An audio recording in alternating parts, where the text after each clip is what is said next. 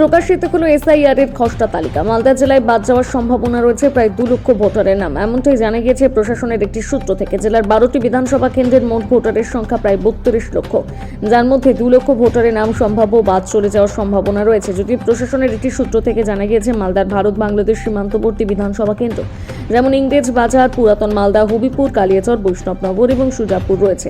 এইসব বিধানসভা কেন্দ্রে মূলত ভোটার তালিকার বেশি নাম বাদ যাওয়ার সংখ্যা বেশি রয়েছে। পাশাপাশি অন্যান্য বিধানসভা কেন্দ্রগুলো থেকে গড়ে কোনোটা 12,000, আবার কোনো বিধানসভা কেন্দ্রে 15,000 ভোটার তালিকা থেকে নাম বাদ যাওয়ার সম্ভাবনা রয়েছে। এদিকে খসড়া তালিকা প্রকাশ হতেই তালিকা মিলিয়ে দেখতে ভোটারদের ভিড় লক্ষ্য করা যাচ্ছে। ভোটাররা জানাচ্ছে বেশ কিছুদিন ধরে তার আতঙ্কের মধ্যে ছিল। কেউ গতকাল গোটা রাত ঘুমোতে পারেনি আতঙ্কে। অবশেষে আজ খসড়া তালিকায় তাদের নাম থাকায় আতঙ্কমুক্ত তারা।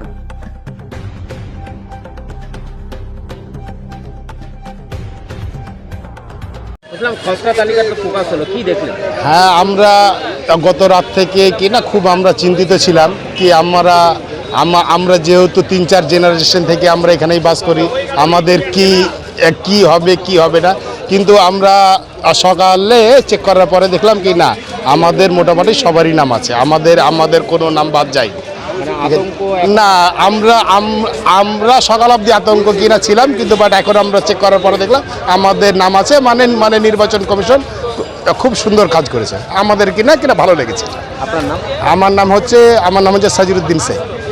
বুঝলাম, আজকে তো খসড়া তালিকা প্রকাশ হওয়ার কথা ছিল, কি দেখলে এখনো পর্যন্ত?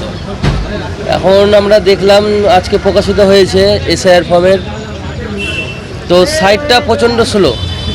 আমরা চেক করার চেষ্টা করছি অনেক, কিন্তু হচ্ছে না। ওই জন্য আমরা এখন ট্রাই করতে আছি আমরা এসআইআর ফর্মের নামটা আছে কি না নথিভুক্ত করার জন্য। আতঙ্কে আছেন কি? আতঙ্ক তো প্রচণ্ড আতঙ্কে আছে। কীরকম আতঙ্কে আছে? ভুলবশত নামটা যদি না আসে, এখন আমার ফ্যামিলি নিয়ে কোথায় যাওয়া যাবে, এই আতঙ্কে প্রচণ্ড এখন ভয় সৃষ্টি হয়েছে। সকাল থেকে তো চেক করছি, সকাল থেকে চেক করছি, এখন পর্যন্ত রেজাল্ট হচ্ছে না, লিঙ্কটা প্রচণ্ড স্লো আছে। কোথায় বাড়ি তোমার? আমার বাড়ি মঙ্গলবাড়ি, মির্জাপুর। কি নাম তোমার? মোহাম্মদ রাজ শেখ। বুঝলাম, আজকে তো খসড়া তালিকা প্রকাশ হলো, কি দেখলেন? নাম আছে সবার? অ্যাকচুয়ালি কি, বিশেষ করে গ্রামের মানুষ যারা আছে তারা সারা রাত চিন্তিত ছিল কি সকালবেলা যে খসড়া তালিকা বেরোবে তা কি আসবে।